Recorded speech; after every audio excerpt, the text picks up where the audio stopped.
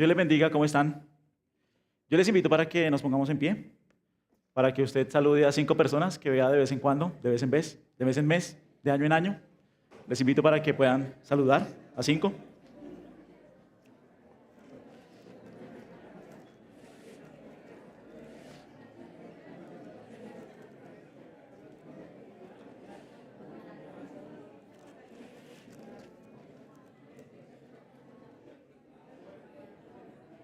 Bueno, eran solo 5, ¿sí? Solo 5.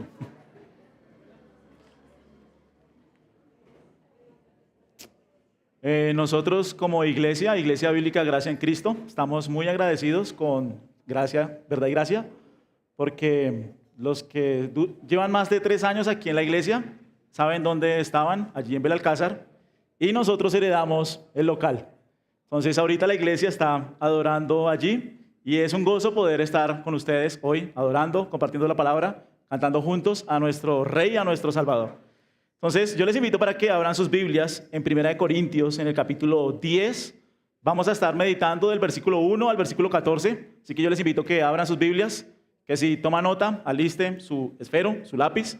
Y vamos a estar mirando estos 14 versículos. Me dijeron que tengo hasta las 3 de la tarde, creo. ¿Se escucha bien? ¿No? Sí. Bueno, yo les invito para que abran sus Biblias, 1 Corintios capítulo 10. Lo vamos a leer y oramos. Dice así la palabra de Dios. Porque no quiero que ignoren, hermanos, que todos nuestros padres estuvieron bajo la nube y todos pasaron por el mar. En Moisés todos fueron bautizados en la nube y en el mar. Todos comieron el mismo alimento espiritual y todos bebieron la misma bebida espiritual, porque bebían de una roca espiritual que los seguía. La roca era Cristo. Sin embargo, Dios no se agradó de la mayor parte de ellos y por eso quedaron tendidos en el desierto. Estas cosas sucedieron como ejemplo para nosotros, a fin de que no codiciemos lo malo, como ellos lo codiciaron. No sean pues idólatras, como fueron algunos de ellos. Según está escrito, el pueblo se sentó a comer y a beber y se levantó a jugar. Ni forniquemos, como algunos de ellos fornicaron, y en un día cayeron 23,000. Ni provoquemos al Señor, como algunos de ellos lo provocaron y fueron destruidos por las serpientes. Ni murmuren, como algunos de ellos murmuraron y fueron destruidos por el destructor. Estas cosas les sucedieron como ejemplo y fueron escritas como enseñanza para nosotros, para quienes ha llegado el fin de los siglos. Por tanto, el que cree que esté firme, tenga cuidado, no sea que caiga. No les ha sobrevenido ninguna tentación que no sea común a los hombres. Fiel es Dios, quien no permitirá que ustedes sean tentados más allá de lo que pueden soportar, sino que con la tentación proveerá también la vía de escape a fin de que puedan resistirla. Por tanto, amados míos, huyan de la idolatría. Yo les invito para que inclinemos nuestro rostro.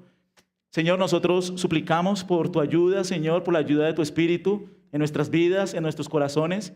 Ten misericordia, Señor, de mi debilidad, de la debilidad nuestra, y ayúdanos a contemplar la gloria de Cristo. Danos la gracia de mirar a esta roca espiritual que es Cristo, y danos la gracia, Señor, de rendirnos en adoración ante ti. Suplicamos tu ayuda, Señor, suplicamos tu poder, obrando entre nosotros, y que a ti sea la gloria en la iglesia por todas las edades, por todos los siglos. Amén. Muy bien, el corazón humano es un misterio. Aunque en el principio, creado a imagen de Dios, después de la caída en el Edén, la Escritura nos advierte que el corazón es engañoso y que es perverso. Su tendencia natural es justificarse, minimizar el pecado y confiar en su propia evaluación. A simple vista, todos nosotros nos creemos mejores de lo que realmente somos. Racionalizamos nuestras faltas y nos convencemos de que nuestras motivaciones son puras. Sin embargo, la Biblia, en Proverbios, nos dice que el corazón es profundo y que es astuto, que es inclinado al mal y es propenso al autoengaño. Este autoengaño es peligroso porque nos impide ver nuestra necesidad de depender de Dios. Nosotros podemos caer en 2 extremos. Primero, la confianza en nuestra propia estabilidad espiritual o la desesperanza cuando estamos enfrentando la tentación. Ambos errores nos alejan del camino de la santificación. Esta realidad no es nueva. En 1 Corintios 10, el pasaje que vamos a estar viendo esta mañana, Pablo nos presenta la historia de Israel como una advertencia.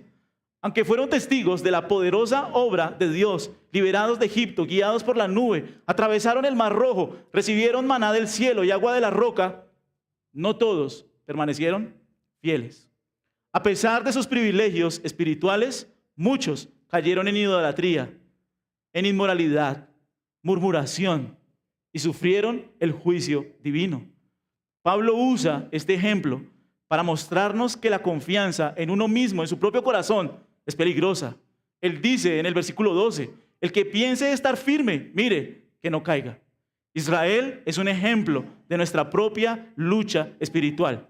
Al igual que ellos, que los israelitas que atravesaron en el desierto, nosotros podemos ser engañados de dos maneras. Pensando que estamos más fuertes de lo que realmente estamos, confiando en experiencias religiosas pasadas o en nuestra supuesta madurez espiritual, sin darnos cuenta de nuestra vulnerabilidad. O creyendo que la tentación es demasiado grande, demasiado difícil para poder soportarla, cayendo en desesperanza y olvidando que Dios ha prometido darnos una salida. En ambos casos, la solución es la misma y está en el versículo 14. Por tanto, huid de la idolatría. La idolatría, como lo decía el pastor Dani al principio, no es solo adorar imágenes, es cualquier cosa que desplaza a Dios del primer lugar en nuestro corazón. Puede ser el orgullo, la autosuficiencia, la complacencia en el pecado o incluso la desesperación que nos hace dudar de la fidelidad de Dios. Por eso el mensaje de esta mañana es claro. Huir de la idolatría es el camino para crecer en nuestra santificación y evitar caer en el orgullo o desesperanza en nuestra vida cristiana. Nosotros vamos a ver 3 puntos en esta mañana. El primero es la advertencia, que va del versículo 1 al versículo 5. Del versículo 1 al 5 es una advertencia y es el peligro del autoengaño. El segundo punto es el problema, la idolatría que se encuentra en el corazón, que va del versículo 6 al versículo 11. Y el tercer punto es la esperanza, la fidelidad de Dios y nuestra responsabilidad. Ahora, es importante entender que el capítulo 10 está dentro de un marco que va del capítulo 8 al capítulo 11. Del capítulo 8 al capítulo 11, el apóstol Pablo está hablando de la libertad cristiana y está respondiendo una pregunta que está surgiendo en la iglesia, que está surgiendo en la congregación. ¿Qué es lo que están preguntando en la iglesia? ¿Es lícito para los cristianos comer carne sacrificada a los ídolos?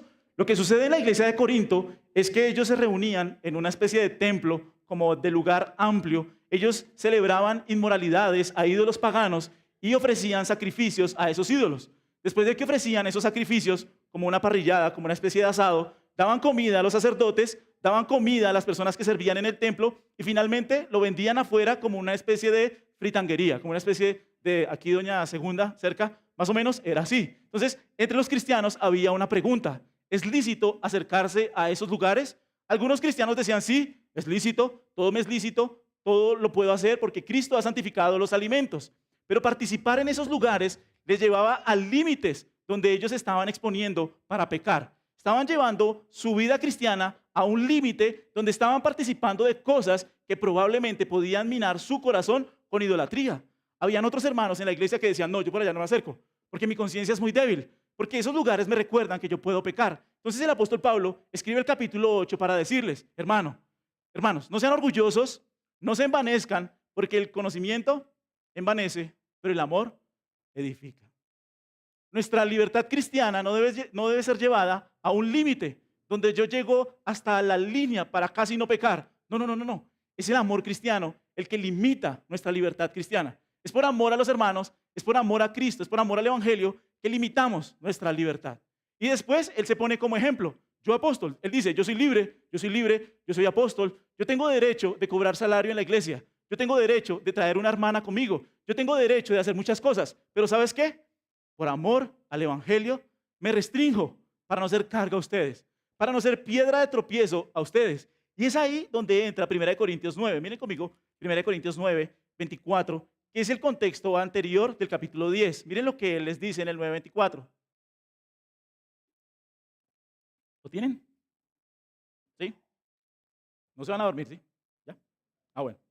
¿No saben que los que corren en el estadio, todos en verdad corren, pero solo uno se abstiene del premio? Corran de tal modo que ganen, y todo el que compite en los juegos se abstiene de todo. Ellos lo hacen para recibir una corona corruptible, pero nosotros una incorruptible. Por tanto, yo de esta manera corro. no como sin tener meta. De esta manera peleo, no como dando golpes al aire, sino que golpeo mi cuerpo y lo hago mi esclavo, no sea, y este es el punto, no sea que habiendo predicado a otros, yo mismo sea descalificado. ¿Qué es lo que significa esa descalificación? No es perder la salvación, sino es que si yo entro en un estado donde me expongo mucho al pecado, donde estoy llevando al límite mi libertad cristiana, yo puedo ser descalificado en el uso que Dios hace de mi vida para su gloria y para el avance de su reino. Entonces Pablo dice, mira, yo corro, pero me abstengo. Me abstengo de abusar de mi libertad cristiana para no ser carga a los hermanos.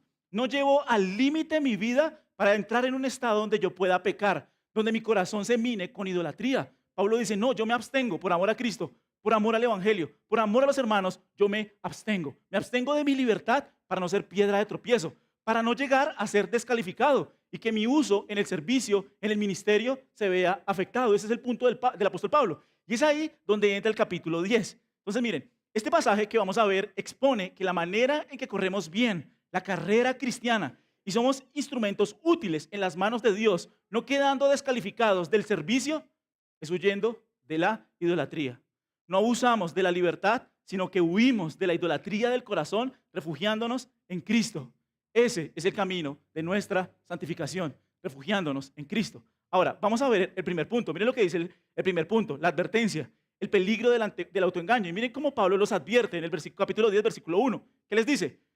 Porque no quiero, hermanos, que ignoren que todos nuestros padres estuvieron bajo la nube y todos pasaron el mar. Pablo, con un tono pastoral, hermanos, quiero pedirles el favor que no ignoren este asunto. Esta es una advertencia que es importante. Todos nuestros padres, y es interesante que él está hablando a una audiencia gentil, y a los gentiles les dice, mira, son nuestros padres, porque todos en Abraham somos descendientes de Abraham por la fe, somos un solo pueblo. Pero el punto es que él está advirtiendo a que todos los padres, la palabra todos aparece 5 veces, del 1 al 4. Él está diciendo, mira, ¿sabes qué? Todas las personas disfrutaron de este privilegio espiritual. Todas estas personas disfrutaron de estos beneficios espirituales. Los israelitas llevaban 400 años esclavos en Egipto y Dios envió a Moisés. Y por la mano de Moisés, este pueblo, para Dios mostrar su gloria, este pueblo fue liberado de la opresión. Dice en Éxodo 3 que ellos clamaban en su angustia. ¿Y Dios qué hizo? Dios los liberó. Dios los sacó de Egipto y los sacó con mano poderosa. Dios envió 10 plagas para juzgar los dioses de Egipto. Él mostró su poder, Él mostró su gloria. Estas personas fueron sacadas de Egipto y fueron librados milagrosamente. Él abrió el mar rojo para que pasaran el mar y cerró las aguas sobre los egipcios. Entonces, ¿qué es lo que Pablo está diciendo? Mira, estas personas estaban esclavas, pero Dios los guió ¿a dónde?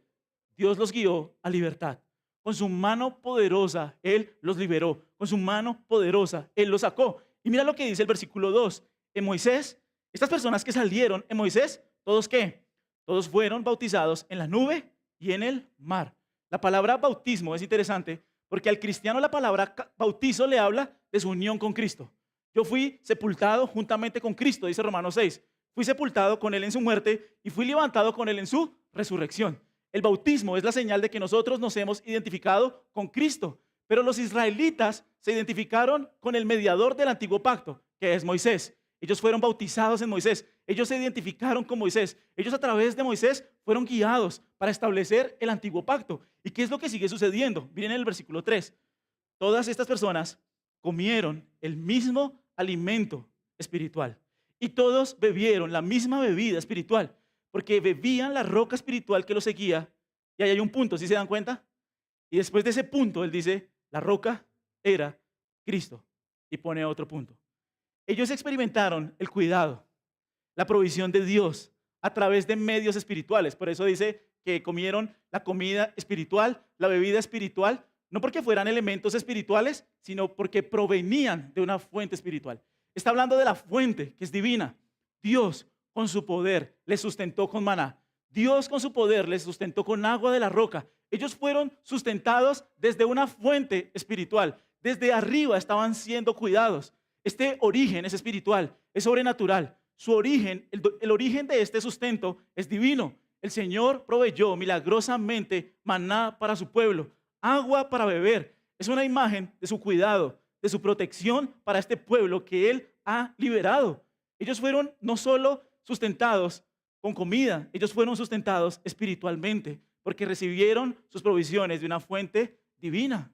Y miren lo que sigue diciendo. Entonces, en el 3, todos comieron el mismo alimento espiritual, todos bebieron la misma bebida espiritual, porque bebían de una roca espiritual que los seguía. ¿Sí ves el punto? Ahora mira lo que dice así: la roca era Cristo. Desde el Éxodo, el Mesías, el Hijo de Dios, el que dijo antes que Abraham fuese, yo soy, el Hijo eterno de Dios, el Verbo que se encarnó, la segunda persona de la Trinidad, era el que les estaba sustentando. Y eso debería a nosotros maravillarnos, porque nosotros estamos de este lado de la gloria. Estamos establecidos, dice Hebreos, sobre mejores promesas. ¿Pueden imaginar ustedes que la roca que seguía a este pueblo era Cristo? El mismo Cristo que ha muerto, ha resucitado y nos sustenta espiritualmente con su poder, con su gloria. Esto a nosotros debería llenarnos de asombro, porque nosotros, los creyentes del nuevo pacto, que hemos sido bautizados en Cristo, estamos en una posición mejor. Mira, todo lo que necesita nuestra alma está en Cristo. Él es la fuente, Él es el sustento de nuestra vida espiritual.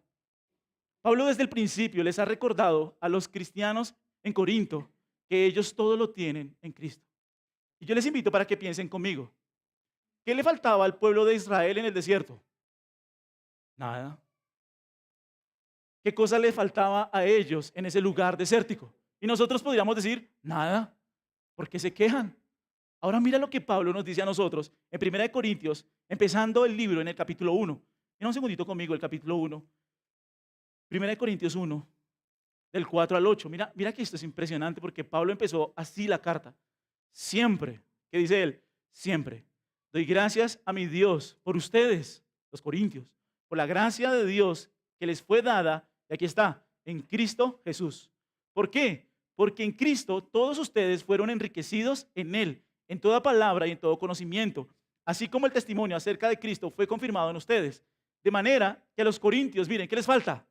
Nada les falta en ningún don, esperando ansiosamente la revelación de nuestro Señor Jesucristo. Y mira el 8, Él también los confirmará a ustedes hasta el fin, para que ustedes como sean irreprensibles en el día de nuestro Señor Jesucristo. Pablo está diciendo, mira, doy gracias a Dios por Cristo, porque a través de Cristo ustedes fueron enriquecidos en Él, en toda palabra, en todo conocimiento. Y a ustedes, ¿qué les falta? Nada les falta en ningún don. De hecho, en Colosenses 2:10, Pablo dice, ustedes, la iglesia, han sido hechos completos en Él. La pregunta es, ¿qué les faltaba a ellos? Nada. ¿Qué nos falta a nosotros? Nada, porque en Cristo lo tenemos todo. En Cristo estamos completos. Pero mira la advertencia. Volvamos al 10:5. ¿Cuál es la advertencia? Sin embargo, Dios no se agradó de la mayor parte de ellos y por eso quedaron tendidos en el desierto. A pesar de estar experimentando bendiciones espirituales, de estar familiarizados con Dios, de estar caminando espiritualmente entre un pueblo espiritual, Dios no se agradó de ellos. Por eso ellos quedaron tendidos en el desierto. Cuando tú lees el Éxodo del 7 al 11, de hecho desde el 3, algo que Dios le dice a Moisés constantemente y que Moisés le dice a Faraón constantemente es, deja ir a mi pueblo para que mi pueblo me sirva en el desierto. Deja ir a mi pueblo para que este pueblo me sirva. Y la pregunta es, ¿qué significa que el pueblo me sirva?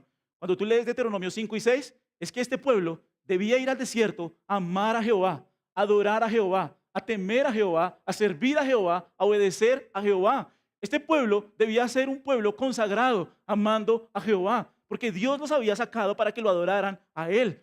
¿El punto cuál fue? Que este pueblo en el desierto dejó de adorar a Jehová, de servir a Jehová, de amarle, y desviaron sus corazones hacia otras fuentes de satisfacción. Aunque participaban de privilegios espirituales, sus corazones estaban lejos del Señor. Se acostumbraron a la provisión milagrosa de Dios. No trataron con las pasiones de su corazón, no se limpiaron de su pecado y quedaron descalificados. Y recuerden, no es que perdieron la salvación, quedaron descalificados en el sentido de que no fueron instrumentos útiles ahora para el servicio de Dios. ¿Cuántos entraron de los que salieron a la tierra prometida? 2, solo Josué y Caleb. Entonces, el punto, ¿cuál es? Estas personas quedaron descalificadas porque sus corazones no amaron a Jehová. La pregunta para nosotros es, ¿cuánto podemos sutilmente nosotros entrar en un estado donde estamos participando de beneficios espirituales, pero no estamos creciendo en nuestra santificación? No estamos tratando con los pecados y pasiones de nuestro corazón, con los ídolos que se levantan y dominan nuestro corazón. Mira, practicamos mala libertad cristiana, exponiéndonos a situaciones límites donde podemos pecar y nuestros corazones empiezan a ser minados con idolatría. Pablo lo dijo, todo me es lícito, sí, pero no todo conviene, porque sutilmente el corazón se desvía. Ese es el peligro en la libertad cristiana, que creo que puedo manejar las cosas a mi modo. Yo creo que puedo manejar esta conversación con esta mujer, con este hombre. Yo creo que puedo manejar estas cosas. Yo creo que puedo exponerme con mi novia en lugares donde estamos solos. Yo creo que yo lo puedo manejar. Pero en realidad, mi corazón está siendo capturado por otros deseos, por otras pasiones. El corazón nos engaña pensando que podemos manejar ciertas situaciones. ¿Qué le sucedió a Israel en el desierto?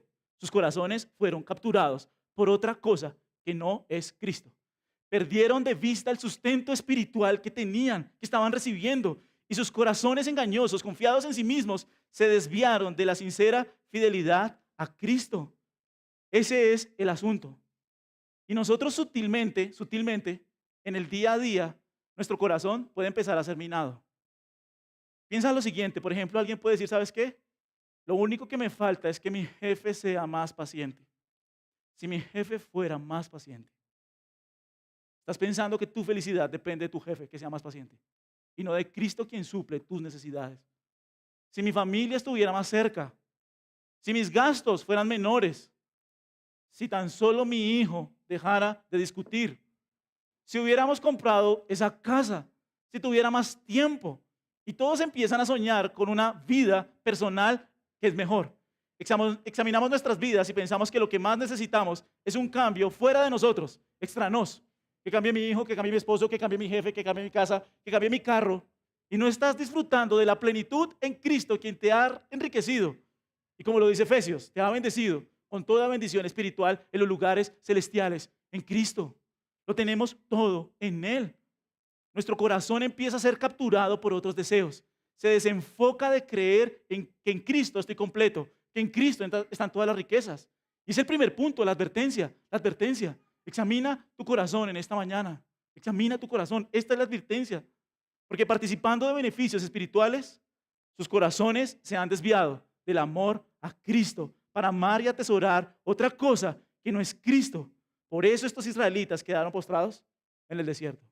Es la advertencia. Ahora vamos al segundo punto. ¿Cuál es el segundo punto? El problema. ¿Cuál es el problema? La idolatría del corazón. El segundo punto es la idolatría del corazón. Mira lo que dice el 6. Estas cosas, dice el apóstol Pablo, sucedieron ¿cómo? ¿Se durmieron? No.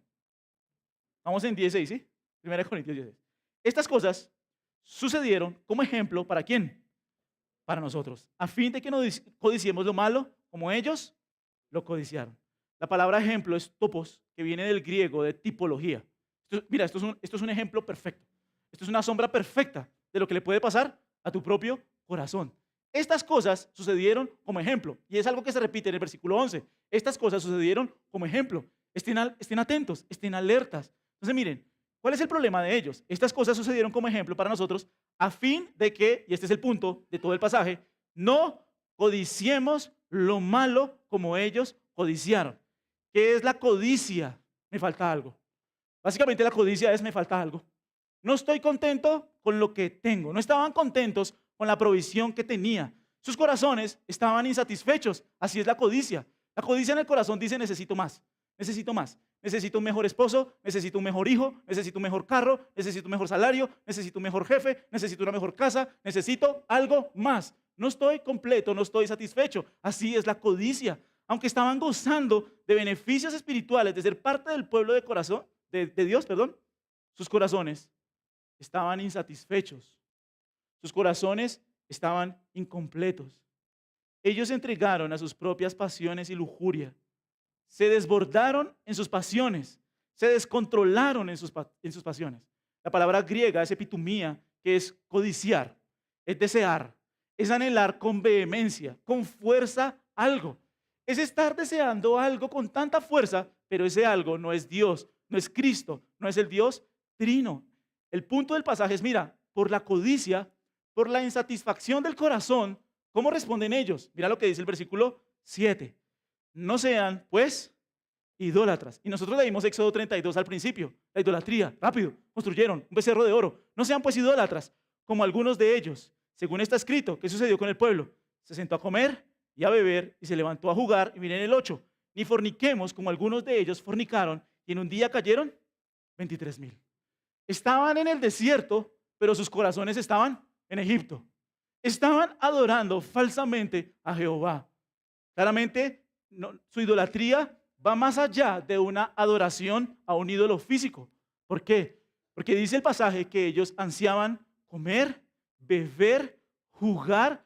Estos deseos intangibles consumían su corazón. Y esos deseos del corazón se manifestaron en inmoralidad sexual. El deseo de beber, comer, divertirse y tener relaciones sexuales puede convertirse en apetencias idolátricas que empiezan a dominar, a gobernar el corazón. Cuando el placer autogratificante domina el corazón, se ha convertido en un deseo gobernante idólatra. Así que nosotros no tenemos que adorar un ídolo físico para ser idólatras. Solo examinemos lo profundo de nuestro corazón. ¿Cómo más se manifestó su codicia? Miren cómo más se manifestó su codicia en el versículo 9. Ni provoquemos, ¿están conmigo? Sí. Ni provoquemos al Señor como algunos de ellos lo provocaron y fueron destruidos por las serpientes. En el desierto sus corazones insatisfechos empezaron a cuestionar la bondad de Dios. Empezaron a probar su paciencia. Dejaron de preocuparse por agradar a Dios y empezaron a pensar en solo complacerse a sí mismos. Y la entrada en ese camino es tan sutil que nuestro corazón perverso y engañoso a veces nos nubla los ojos y no lo podemos ver. Es fácil empezar a sustituir la adoración a Cristo y de ver la bondad de Cristo, las riquezas en Cristo, la plenitud en Cristo, para buscar sustitutos mentirosos, porque así es el pecado. Es mentiroso, es seductor, es engañoso, pero paga mal. Hemos sido enriquecidos en Cristo y ellos fueron seducidos. Dejaron de ver su bondad, su amor, su cuidado y empezaron a irritarle. De hecho, en Números, tú lees la historia de Números y Dios dice, 10 veces me han tentado. Y es que 10 veces levantaron el puño y dijeron, hagamos capitanes que nos devuelvan a Egipto. Extrañamos Egipto, extrañamos la vida que teníamos, extrañamos las ollas de carne, los puerros. Estaban completamente enceguecidos en la idolatría de sus corazones. No usaron su nueva libertad para servir mejor a Dios, sino que su libertad, que ese es el punto del 8 al 11, su libertad se convirtió en un pretexto para minar su corazón con ídolos. Miren el 10, miren el 10. Ni murmuren como algunos de ellos murmuraron y fueron destruidos por el destructor. Ellos querían comodidad, empezaron a quejarse. La queja ahora ha gobernado sus corazones y en lugar de gratitud, ¿qué hay? Hay corazones insatisfechos. Básicamente lo que vemos allí, codicia, después idolatría, después inmoralidad sexual, después falta de contentamiento, después murmuración. Todas estas cosas son la manifestación de lo mismo, es lo mismo, básicamente es lo mismo. Son diferentes formas o maneras en que un corazón no está descansando en la plenitud que Cristo le ofrece. Y mira lo que Pablo vuelve a decir, vuelve a poner el punto en el 11, miren el 11. Estas cosas le sucedieron como ejemplo y fueron escritas como enseñanza para nosotros, para quienes han llegado al fin de los siglos. Otra vez, mira, esto es un ejemplo para ti. Abre los ojos, ya te di una advertencia. El problema, la idolatría, la codicia de sus corazones. Miren un segundito conmigo Deuteronomio 8:2.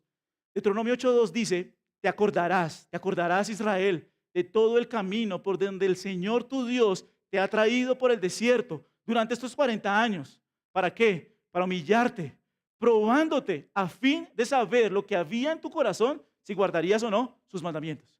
Dios tomó a Israel, lo metió en el desierto, lo puso a prueba, ¿para qué? Para saber lo que salía de su corazón. ¿Qué va a salir de este corazón en el desierto? ¿Qué va a salir de este corazón en la prueba? ¿Qué es lo que va a salir? ¿Qué salió? Murmuración, queja, lujuria, pasiones desordenadas, sexuales. Se sentaron a comer, a jugar, a beber. Salió la impiedad de sus corazones. Ahora empecemos a traerlo un poquito a nuestras vidas. ¿Cómo nosotros identificamos un ídolo? ¿Qué es la idolatría? Es la raíz del problema, que es la pecaminosidad de tu corazón. La idolatría del corazón desvía la adoración a Dios. Cuando los principales anhelos y la adoración de su corazón se centra en cualquier cosa que no sea la exaltación al Dios Trino por medio de Cristo con la ayuda del Espíritu Santo, eso es idolatría. Lo hemos dicho, la idolatría no es adorar un objeto físico. La idolatría son pasiones y deseos que surgen del corazón que reemplaza a Cristo por otra cosa. Es cuando el placer autogratificante domina el corazón y se ha convertido en un dominante, domina el corazón, gobierna el corazón, lo está dominando. ¿Cómo nosotros nos damos cuenta que un ídolo empieza a surgir en nuestras vidas? ¿Cómo lo vemos? Fácil. Algo empieza a gobernar mis pensamientos. Decía un profesor, es lo que tú piensas cuando te estás bañando y estás tranquilo. Empieza tu mente a irse hacia un lugar, hacia eso. Algo ha capturado tu mente. Y no solo ha capturado tu mente, sino que después estoy dispuesto a pecar para conseguir lo que quiero. Estoy dispuesto a hacer lo que sea para conseguir lo que quiero. Si hay que mentir, si hay que tratar mal, si hay que hacer lo que sea, así sea hablar ásperamente para conseguir lo que quiero, hago lo que sea para tenerlo en mi corazón. O lo contrario, peco si no lo consigo. Si no tengo esto que quiero, empiezo a pecar. Si no lo consigo, me entristezco, me angustio, me quita la paz, me llena de intranquilidad. La idolatría empieza a surgir en el corazón. Y mira, entre nosotros hay ídolos que son más sutiles. Hay ídolos que son muy claros, Por ejemplo, cuando nosotros deseamos algo que no son los anhelos de Dios, eso es idolatría. Mira, algo que contradiga la escritura, algo que contradiga este libro, la palabra de Dios, eso es idolatría. Estás deseando algo que Dios no quiere que desees. Entonces, por ejemplo, alguien empieza a ser dominado por el deseo, cautiva su mente, domina su corazón. Por ejemplo, el éxito profesional. Entonces yo digo, ¿sabes qué? Mi identidad, mi valor empiezan a depender de mi desempeño laboral. ¿Estás dispuesto a sacrificar tu relación con Dios, con tu familia, aún tu propia salud para alcanzar tus deseos idolátricos? Justificas en tu trabajo actitudes deshonestas, egoístas, para lograr reconocimiento. El miedo al fracaso empresarial laboral te domina, te controla, genera ansiedad y frustración. ¿Por qué? Porque estoy deseando algo que es contrario a lo que Dios desea. Me domina tanto. Pero hay deseos, mira, hay deseos que son más sutiles. Los deseos que son contrarios a la Biblia están bien. Pero piensa en este me gusta mucho. ¿Qué es lo que Dios quiere y desea que concuerda con tus deseos? Piensa en eso. ¿Qué es lo que Dios quiere y desea que concuerda con mis deseos, pero usted lo desea tanto que está dispuesto a ser impío si no lo adquiere? Muchos ídolos en la iglesia, en la iglesia donde estamos, comienzan como deseos legítimos. Por ejemplo, el deseo de casarme. ¿El deseo de casarse es algo bueno? Amén, dicen los solteros. Amén, sí. Pero cuando ese deseo se convierte en una obsesión, y ese deseo te lleva a la ansiedad, a la desesperación, a decisiones imprudentes, un deseo que es bueno se convirtió en un deseo idolátrico, porque tomó tu corazón y te lleva a pecar contra Dios. Miren este es famoso. Yo deseo que mi esposo me ame. Efesios 5. ¿Es un buen deseo? Dice, maridos, amad a vuestras mujeres como Cristo amó a la iglesia. ¿Que mi esposo me ame es un buen deseo? Los veo dudando. Sí, claro, amén, sí, claro, está en la Biblia. ¿Cuándo se convierte en un deseo idolátrico? Cuando él no lo hace y yo empiezo a ser hostil con él porque él no me ama. Empiezo a dejar de hacer cosas porque él no me ama. Le empiezo a hablar ásperamente porque él no me ama. O empiezo a tener conversaciones imprudentes porque él no me ama. Piensa en este deseo, el deseo de llegar temprano a la iglesia. ¿Es un buen deseo? Sí, pero ¿cuándo se convierte en un deseo idolátrico? Cuando el papá empieza a pelear con todos en la casa porque no salen temprano. Ese deseo dominó su corazón. Está dispuesto a hacer lo que sea, a enojarse con su esposa, con sus hijos, con su familia, con tal de conseguir lo que quiere, que es ¿qué? Llegar temprano a la iglesia. ¿Es un buen deseo? Sí, está bien, lleguen temprano. ¿Sí? No estoy diciendo que lleguen tarde. Pero que los deseos no gobiernen mi corazón. Piensa en los padres cristianos que quieren que sus hijos sean salvos. ¿Eso se puede convertir en un deseo idolátrico? Sí, pasa mucho. Ese deseo en el corazón de las madres o de los padres empieza a convertirse en una exigencia. Pueden volverse manipuladores, resentidos, incluso modificar el evangelio para asegurar la salvación de sus hijos, generando o asegurando falsas conversiones. Cuando un deseo controla las emociones y acciones de una persona, ha pasado de ser un deseo legítimo a ser un deseo idolátrico. ¿Cómo me empiezo yo a dar cuenta? Con mis respuestas. Con mis respuestas. ¿Qué te exaspera? ¿Qué te enoja? ¿Qué te irrita? ¿Qué te quita la paz? ¿Qué te quita el gozo? ¿Qué te quita la alegría de estar en Cristo? Tú empiezas a ver las manifestaciones de tu propio corazón y empiezas a ver que esas manifestaciones son como, me gusta decirlo, como el testigo del carro cuando empieza a alumbrar. Cuando tú explotas, cuando eres impaciente, cuando te irritas, cuando empiezas a estar enojado todo el tiempo, cuando sientes tristeza constante, continua, permanente, desesperanza, cuando empiezas a sentir esas emociones, son como el testigo que te está diciendo, tu corazón necesita mirar a Cristo, porque tu corazón está funcionando y adorando algo que no es Cristo. Y tienes que empezar a examinar tu propio corazón para ver qué es lo que está dominando tu vida. Piense en esto, piense en esto. ¿Sabes cuál es la semilla de todos los ídolos? Eso se ve muchísimo en consejería. ¿Sabes cuál es? Las falsas expectativas. Las falsas expectativas son un semillero de ídolos impresionante. Por ejemplo, alguien dice, todo lo que deseo es una velada romántica esta noche. Ya se hizo en su cabeza una velada romántica, expectativas. Está en su corazón. Pero de repente llega a la casa y surgen imprevistos. Los niños empiezan a gritar, a llorar. La velada romántica debe cancelarse. Pero esa expectativa lo tenía tan dominado que eso le lleva a la ira, a la frustración, al resentimiento. Lo que comenzó como un deseo sano, una expectativa sana, se convirtió en una demanda. Lo que empezó como una expectativa de querer tener algo, pero no lo tuve, no lo tuve. Pasa muchísimo, por ejemplo, planeando viajes en familias, ¿no? Planeamos que el viaje sea así.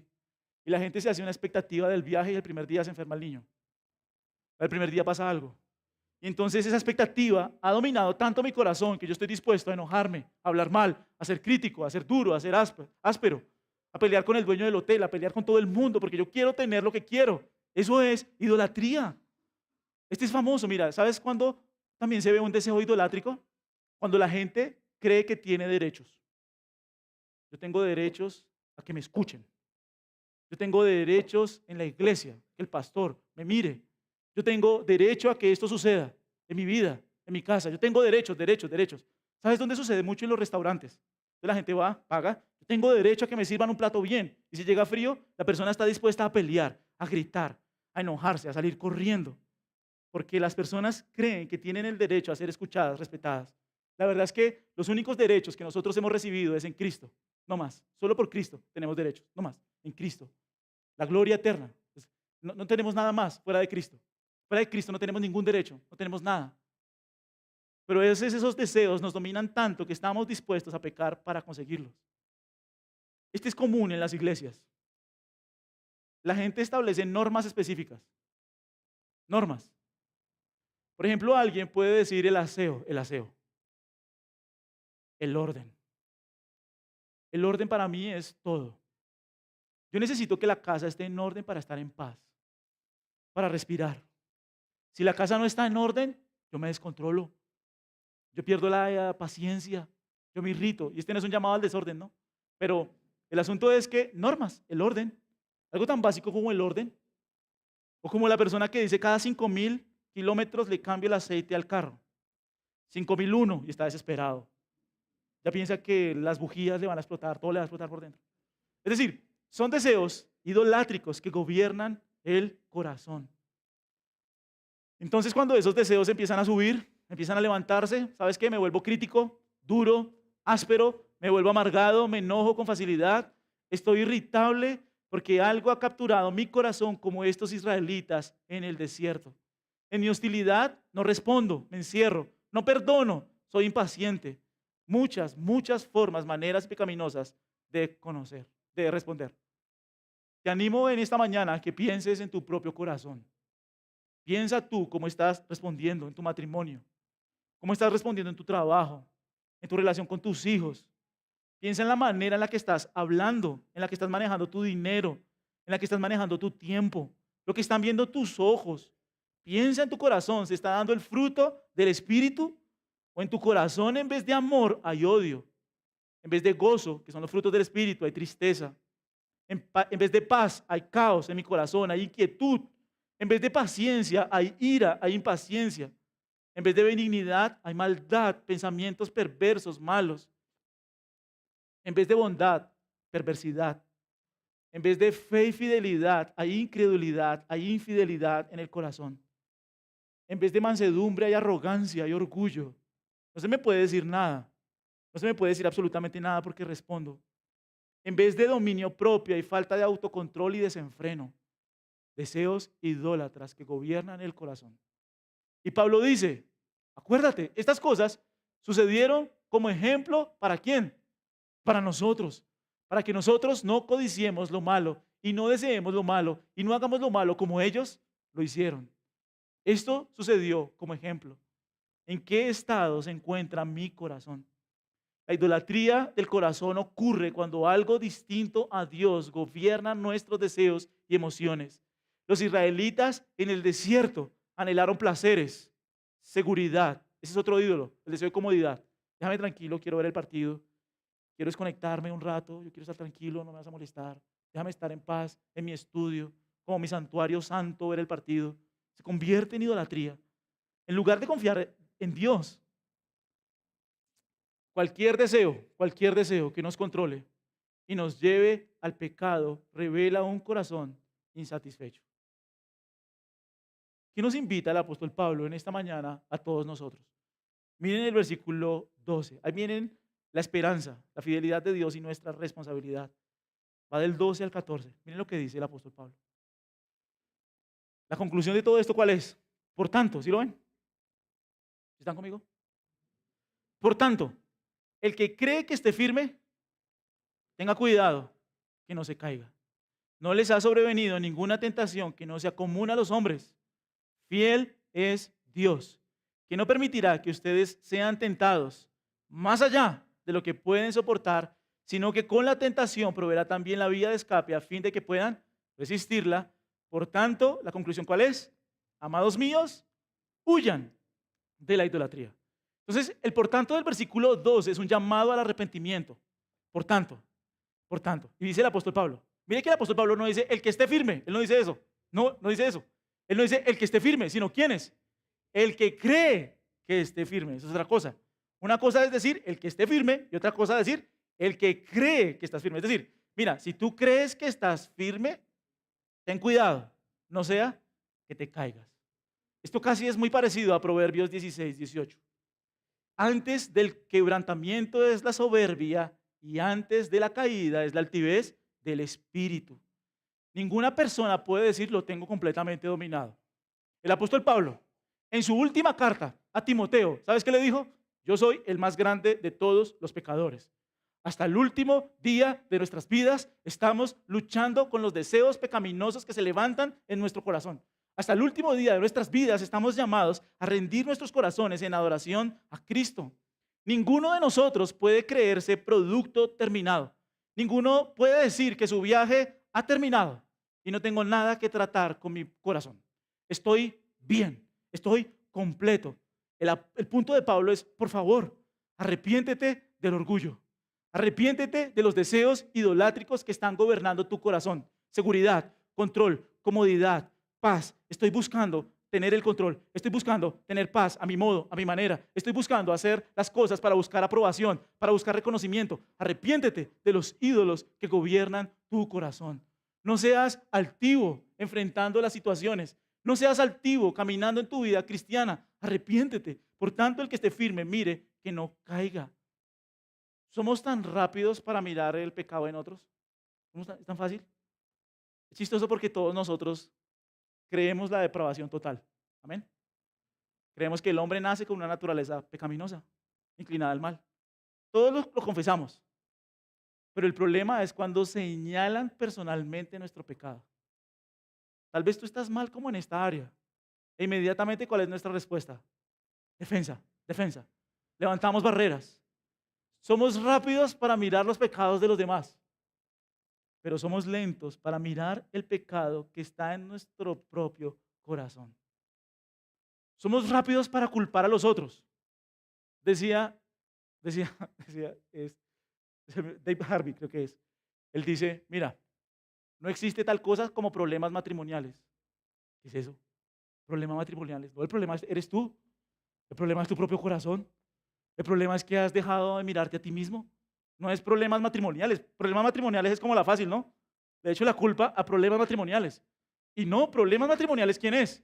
Soy yo. Es mi propio corazón. Soy yo el que necesita ayuda. Soy yo el que necesita rendirse a los pies de Cristo para humillar el orgullo, los ídolos, la idolatría que gobierna mi corazón. El asunto de Pablo es ese, mira, no se crean fuertes, créanse los débiles. Porque Dios aborrece al altivo, pero da gracia a los humildes. Da gracia a aquellos que se humillan delante de Él. Y es la manera de vencer la idolatría. La manera de vencer la idolatría no es con legalismo, no. Tampoco con libertinaje, no. La manera de vencer la idolatría es rindiéndonos a Cristo, arrepintiéndonos de los ídolos que gobiernan nuestro corazón y suplicando por su ayuda, por su gracia, por su poder que es poderoso para transformarme. Por eso, mira, el que cree que esté firme, no sea altivo, no sea que se caiga. Ahora, ¿cuál es la esperanza para todos nosotros? En el 13, miren el 13. No les ha sobrevenido ninguna tentación. Esta palabra se puede traducir como tentación o prueba. La palabra griega es periasmos. Se puede traducir como tentación o prueba. No les ha venido ninguna tentación o prueba, depende de la situación, que no sea común a los hombres. ¿Qué dice? Fiel es Dios, que no permitirá que ustedes sean tentados más allá de lo que pueden soportar, sino que con la tentación Él proveerá también la vía de escape a fin de que puedan resistirla. ¿Qué dice el apóstol Pablo? ¿Cómo termina? Con esperanza. Porque no estás atravesando ninguna situación que no sea común a los hombres, tranquilo.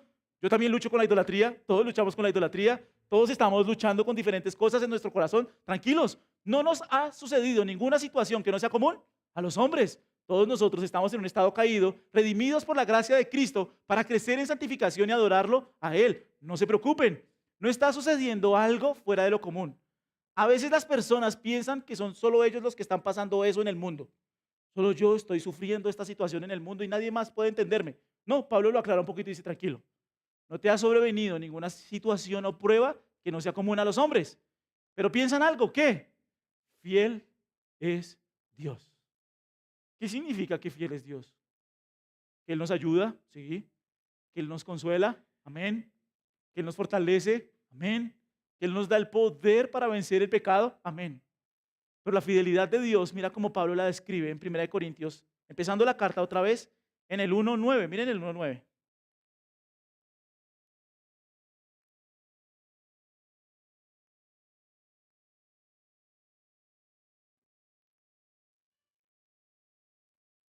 ¿Lo tienen?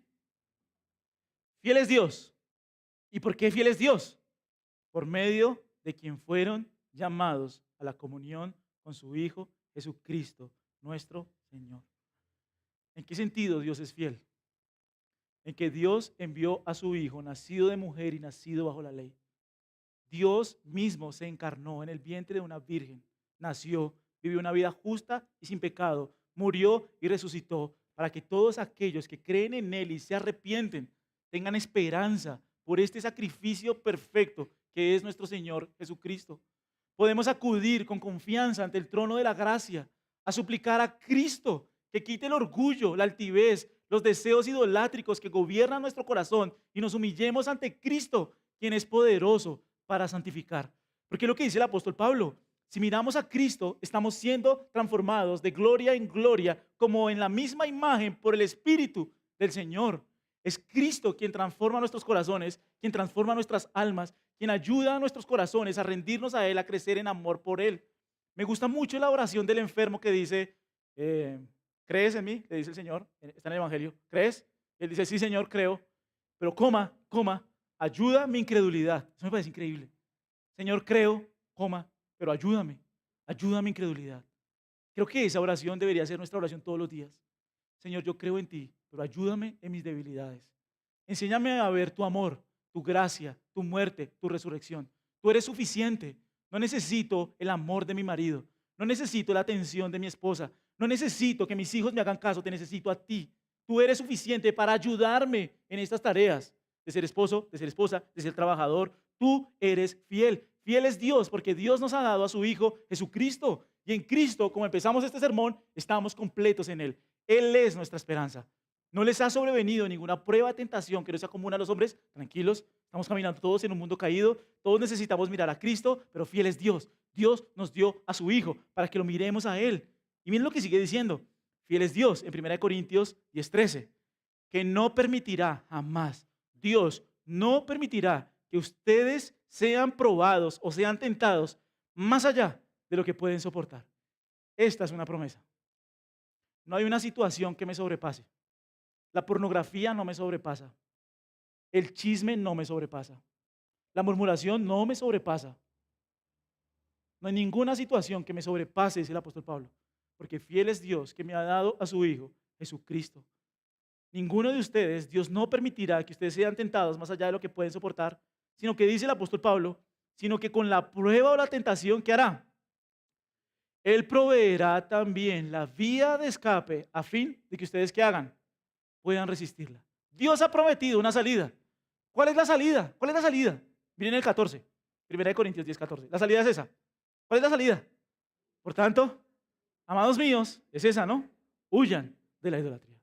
Y si tú estás aquí sin Cristo en esta mañana, si estás muerto en delitos y pecados, suplica a Cristo para que Él con su poder te dé vida y puedas huir de la idolatría de tu corazón, para que no seas más esclavo del pecado. Y si tú estás en Cristo, examina también las motivaciones y deseos de tu corazón, tus respuestas en casa, y rindámonos juntos ante el trono de la gracia para adorar a Cristo. Miren cómo dice Hebreos 4:14 al 16 para terminar.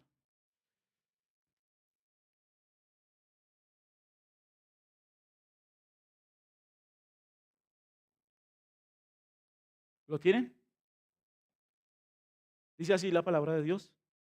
Teniendo pues un gran sumo sacerdote que trascendió los cielos, Jesús, el Hijo de Dios, retengamos nuestra fe. Porque no tenemos un sumo sacerdote que no pueda compadecerse de nuestras flaquezas, sino uno que ha sido tentado en todo como nosotros, pero sin pecado. Ahora mira estas dos cosas que promete. Estas son dos cosas que promete. Por tanto, acerquémonos con confianza al trono de la gracia. ¿Para qué? Para que recibamos misericordia, eso es perdón de pecados, para ser perdonados por nuestra idolatría. Acerquémonos para recibir perdón, pero también acerquémonos ¿para qué? Para hallar gracia para la ayuda oportuna. Acercarse a la cruz constantemente en la idolatría es, Señor, he pecado contra ti. Señor, he transgredido tu ley, Señor, perdóname. Y su gracia es abundante para perdonar. Su gracia, yo creo que una de las historias más impactantes es la de Manasés, segunda de Crónicas, Manasés. Empiezas a leer a Manasés y fue el rey más malo. Pasó a sus hijos por el fuego, trajo dioses, se inventó una cantidad de cosas, mal, pecado, pecado, pecado, pecado, pecado, pecado. Pero en su humillación en Babilonia se acordó de Dios y clamó a Dios y Dios le perdonó, Dios le ayudó. A mí me impresiona Jonás, porque Jonás dice, mira, yo no quiero ir a predicar a Nínive porque sé que Dios es tan perdonador que Él los va a perdonar. Y fue a Nínive, todos se arrepintieron y a todos perdonó.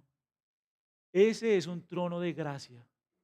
Si yo estoy luchando con el pecado, yo puedo acudir con confianza a un trono de misericordia y de gracia.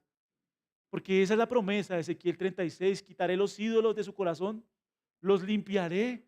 Quitaré de vuestra carne el corazón de piedra y les daré un corazón de carne, un corazón sensible a mi voz.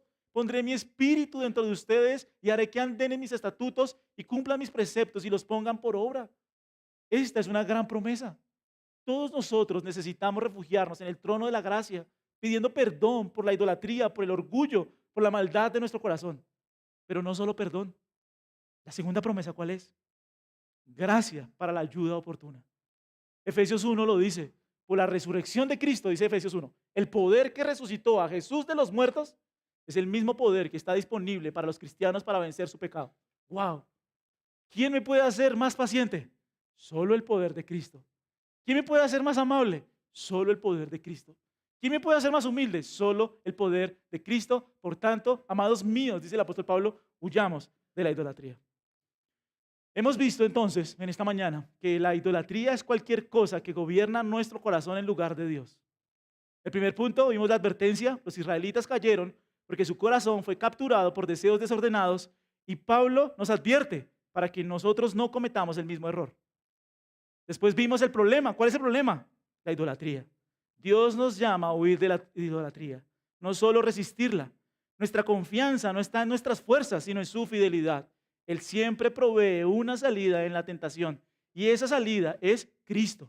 Solo en Cristo podremos seguir corriendo la carrera que tenemos por delante y no ser descalificados de nuestro servicio a Cristo. ¿Cuál es el tercer punto? La esperanza. Corre a Cristo. Arrepiéntete de los deseos que te gobiernan. Entrégale tu corazón, porque solo en Él nosotros encontramos la plenitud, la gracia y la fortaleza para vivir en santidad. Amén. Yo les invito para que nos pongamos en pie, para que oremos.